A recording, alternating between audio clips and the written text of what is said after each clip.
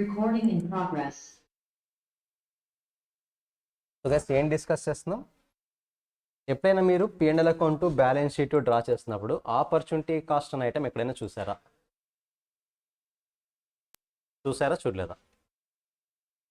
Yes are no at least చూడలేదా? పవన్, మనీష్ చూసారా లేదా? ఆపర్చునిటీ కాస్ట్ చూసారా? గైస్ ఎక్కడా కనిపించుండదు. ఎందుకంటే opportunity cost is purely costing item.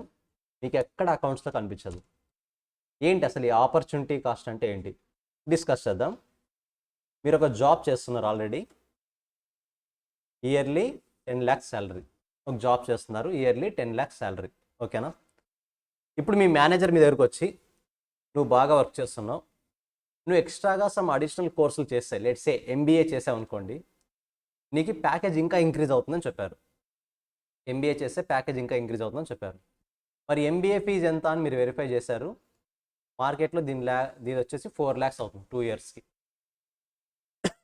మార్కెట్లో 2 yearsకి 4 lakhs అవుతుంది.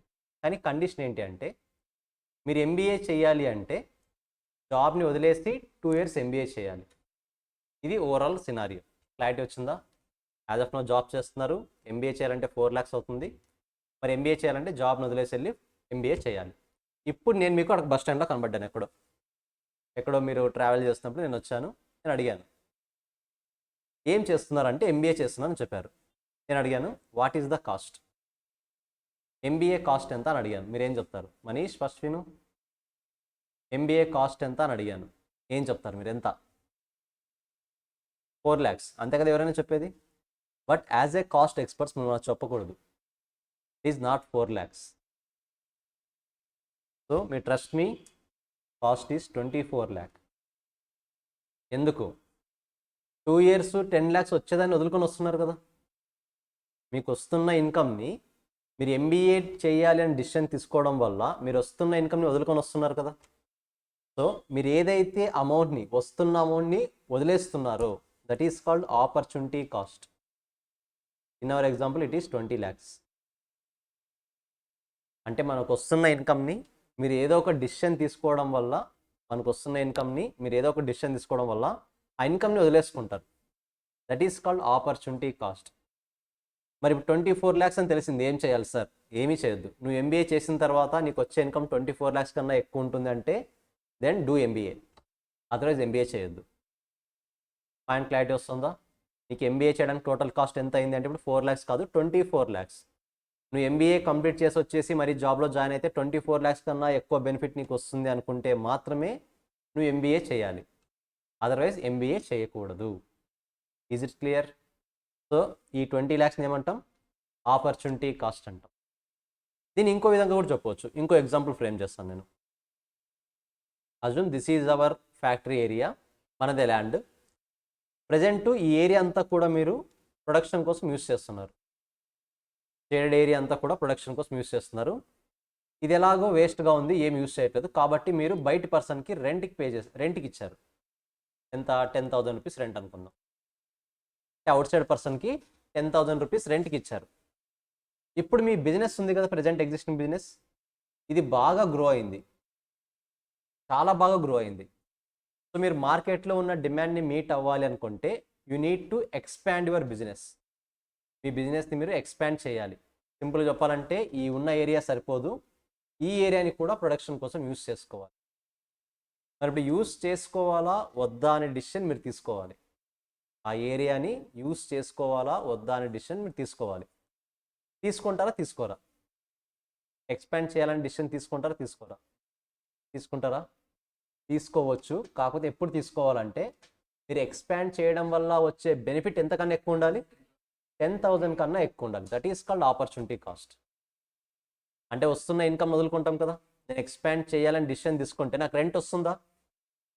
ఎక్స్పాండ్ చేయాలి అనే డిసిషన్ తీసుకొని ఈ ఏరియాని నేను ప్రొడక్షన్ కోసం యూస్ చేస్తే నాకు రెంట్ వస్తుందా? అంటే వస్తున్న ఇన్కమ్ వదులుకుంటున్నాను కదా. ఒకవేళ తీసుకున్న డిసిషన్ కరెక్ట్ అవ్వాలి అంటే ఏం చేయాలి? నాకు వచ్చే బెనిఫిట్ 10,000 కన్నా ఎక్కువ రావాలి. అప్పుడు మాత్రమే మనము ఎక్స్పాన్షన్ చేయాలి. ఇప్పుడు చెప్పండి, మనం ఒక డిసిషన్ తీసుకోవాలంటే opportunity cost key role play చేస్తుందా లేదా?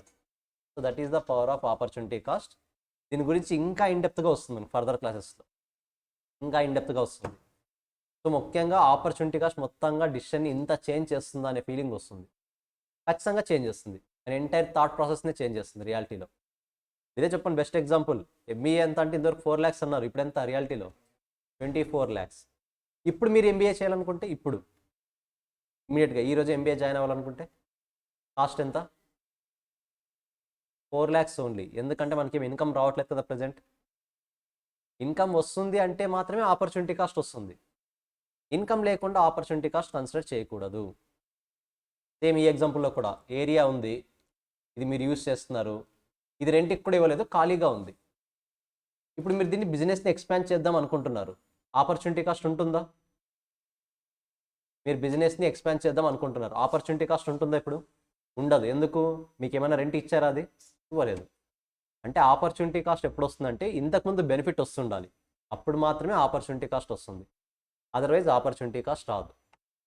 మీరు ఇక్కడ జాబ్ చేస్తూ ఎంబీఏ చేస్తే మాత్రమే 24 lakh. నార్మల్గా జాబ్ చేయకుండా ఓన్లీ ఎంబీఏ అయితే 4 lakh ఇస్ ద అమౌంట్. ఓకేనా?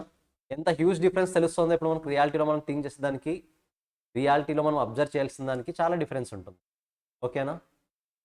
ఈ ఆపర్చునిటీ కాస్ట్ గురించి ఇంకా క్లియర్గా ఇండివిజువల్గా నేర్చుకుందాం తర్వాత మీకు ఇంకొక 2 different types ఆఫ్ కాస్ట్ ఉంటాయి. ఇంప్లిసిట్ కాస్ట్, ఎక్స్ప్లిసిట్ కాస్ట్ అని. విన్నారా ఇది జనరల్గా ఫౌండేషన్లో? Implicit, explicit. ఇంప్లిసిట్ అంటే ఏంటి, ఎక్స్ప్లిసిట్ అంటే ఏంటి?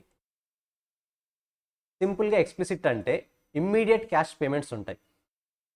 నథింగ్ బట్ రా మెటీరియల్ని పర్చేస్ చేశారు, raw material purchased on cash, అంటే క్యాష్ పే చేసి రా మెటీరియల్ పర్చేస్ చేశారు. నథింగ్ బట్ ఇమ్మీడియట్గా పేమెంట్ చేయాలి అవుద్ది అమౌంట్. ఇమ్మీడియట్గా పేమెంట్స్ చేయాల్సినవి ఉంటే we call it as explicit cost. Immediate payments ఉంటే we call it as explicit cost. Implicit cost అంటే ఏంటి? సింపుల్గా అదే రా మెటీరియల్ని పర్చేస్ చేసింది క్రెడిట్ బేస్ మీద. క్రెడిట్ బేస్ అంటే క్యాష్ పేమెంట్ ఇప్పుడే ఇవ్వాలా, ఫ్యూచర్లో కూడా ఇవ్వచ్చు? ఫ్యూచర్లో కూడా ఇవ్వచ్చు. పర్చేస్ చేశాను బట్ పేమెంట్ ఇమీడియట్గా చేయట్లేదు, ఇలాంటి సినారియో ఉంటే ఇంప్లిసిట్ కాస్ట్ అంటాం. ఓకేనా? జస్ట్ బేసిక్ డెఫినేషన్స్ అంతే ఇవి. మీకు ఎగ్జామ్ పాయింట్ ఆఫ్ వ్యూలో ఎక్కడ కూడా అంత యూజ్ అవ్వవు, కాకపోతే చాప్టర్స్ వచ్చినప్పుడు మరి స్పెసిఫిక్గా హైలైట్ చేస్తాను నేను ఏ కాస్ట్ ఏంటి అనేది. అండ్ ఫైనల్లీ మీకు తెలియాల్సిన కాస్ట్ ఇంకొకటి ఉంది, that is called sunk cost. ఏంటిది? ప్లస్ ఇప్పుడు ఎప్పుడో మీరు 2010లో ఒక మిషనరీ కొన్నారు, ఏదో ఒక మిషనరీ కొన్నారు. ఇప్పుడు 2025లో 2010లో 10 lakhs పెట్టి మిషన్ కొన్నారు. దీన్ని ఏ అనే ప్రోడక్ట్ని ప్రొడ్యూస్ చేయడానికి యూజ్ చేసేవాళ్ళు. 2025లో ఏతో పాటు బి అనే ప్రోడక్ట్ని కూడా ప్రొడ్యూస్ చేయాలని డిసిషన్ తీసుకోవాలనుకుంటున్నారు మీరు. ఇంతవరకు ఏ ప్రోడక్ట్ మాత్రమే ప్రొడ్యూస్ చేసాం? ఏ. ఇప్పుడు ఏది కూడా ప్రొడ్యూస్ చేయాలనుకుంటున్నా? బి. ఇప్పుడు ప్రొడ్యూస్ చేయాలా వద్దా అని డిసిషన్ తీసుకోవాలంటే ఈ 10 lakhs ఏమన్నా ఇన్ఫ్లుయెన్స్ చేస్తుందా ఆ డిసిషన్ని? నేను ఇప్పుడు ఈ మిషనరీని యూజ్ చేసి బి కూడా ప్రొడ్యూస్ చేయాలనుకుంటున్నాను. ఎప్పుడో 15 years బ్యాక్ ఇంకా 10 lakhs నేను ప్రొడ్యూస్ చేయాలా వద్దా అని డిసిషన్ ఏమన్నా ఇన్ఫ్లుయెన్స్ చేస్తుందా? దాన్ని చేయదు. That's why it is called sunk cost. Historical cost అంటాం. Historical cost will not influence any decision making. మీరు తీసుకునే డిసిషన్ ఏ విధంగా కూడా ఇన్ఫ్లుయెన్స్ చేయదు. అదే ఆపర్చునిటీ కాస్ట్ అయితే ఇన్ఫ్లుయెన్స్ చేస్తుంది డిసిషన్ మేకింగ్ని. ఎంబీఏ చేయాలా వద్దా, డిసిషన్ తీసుకునే ఆపర్చునిటీ కాస్ట్ ఎఫెక్ట్ ఇస్తుందా లేదా, ఇంపాక్ట్ ఏమైనా ఇస్తుందా? సేమ్ అది కూడా 10th class ఫీజు, మీరు 10th class చదివిన ఫీజు లెట్స్ సే 20,000 అనుకుందాం. ఇప్పుడు డిగ్రీ కంప్లీట్ అయిపోయింది మీది, ఎంబీఏ చేయాలనుకుంటున్నారు.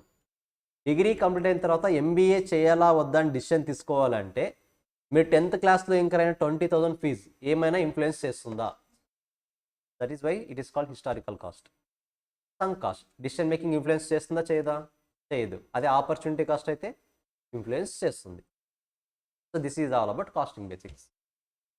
క్లారిటీ వస్తుందా? Simple point. ఇవి మరీ రిపీట్ అవుతూనే ఉంటాయి, మీకు ప్రతిసారి రిపీట్ అవుతూనే ఉంటాయి. సో ఫ్రమ్ నెక్స్ట్ క్లాస్లో మనం డైరెక్ట్గా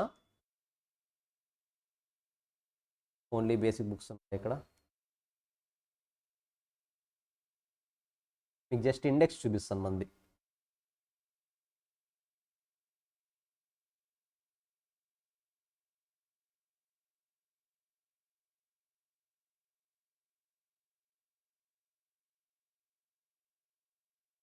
ఇంక ఇందులో ఉన్నట్లేవు files, but let it be, చూద్దాం. ఏసీసీఏ యూఎస్ఎంఏ ఉన్నాయి, okay. So but don't worry, next క్లాస్లో మనం డైరెక్ట్గా మెయిన్గా మనం మెయిన్ చాప్టర్స్ కాస్టింగ్లో మీరు మెయిన్ మెటీరియల్ సెట్ చేసుకోండి. కాన్సెప్ట్ మెటీరియల్ ఒక one of the main topic marginal costing అని ఒక టాపిక్ ఉంటుంది. ఆ మార్జినల్ కాస్టింగ్ గురించి డీటెయిల్గా డిస్కస్ చేద్దాం, ఓకేనా. Marginal casting out of 100 marks 25 marks వస్తుంది టాపిక్. 100 మార్క్స్లో 25 మార్క్స్ మార్జినల్ కాస్టింగ్ నుంచే వస్తుంది, అంటే ఆల్మోస్ట్ 25% ఆఫ్ పోర్షన్, ఓకేనా. రియాలిటీలో 25% కూడా కాదు, ఇంకా ఎక్కువే. ఎందుకంటే మనకు మెయిన్ పేపర్ వచ్చేది 120 మార్క్స్కి ఇంక్లూడింగ్ చాయిస్ కదా. 120 మార్క్స్కి 120 మార్క్స్లో 25% అంటే ఆల్మోస్ట్ 30 మార్క్స్, ఓకేనా. ఇంకా మీకు పేపర్ ప్యాటర్న్ కూడా తెలీదు, డోంట్ వరీ, డిస్కస్ చేద్దాం తర్వాత. 30 మార్క్స్ వస్తుంది మార్జినల్ కాస్టింగ్ ఓవరాల్గా. So will discuss from Monday. Will meet in next class. By.